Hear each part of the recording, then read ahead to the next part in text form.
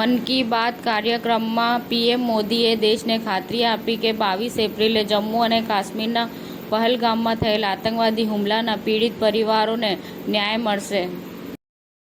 ઈરાનના બંદર પર પ્રચંડ બ્લાસ્ટ, ઓછામાં ઓછા 5 લોકોના મોત, 700થી વધુ લોકો ઘાયલ થયા છે. ઉપરાષ્ટ્રપતિ શ્રી જગદીપ ધનખરે કોઇમ્બતુરમાં તમિલનાડુ એગ્રીકલ્ચર યુનિવર્સિટીમાં ઉપસ્થિત જનમેદનીને સંબોધન કર્યું.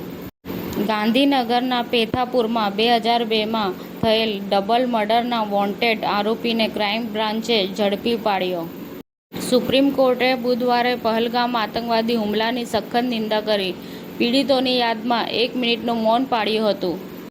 કેન્દ્ર સરકારે જમ્મુ અને કાશ્મીરના પહેલગામમાં થયેલ આતંકવાદી હુમલાની તપાસ રાષ્ટ્રીય તપાસ એજન્સી NIAને સોંપી. 14 આતંકીઓનું પ્રથમ લિસ્ટ તૈયાર થયું.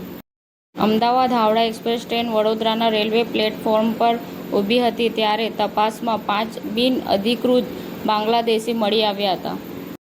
નિર્માતા નિતેશ તિવારી પોતાની બિગ બજેટ ફિલ્મ રામાયણની પહેલી ઝલક વેવ સમિટમાં લોન્ચ કરવાનું વિચારી રહ્યા છે.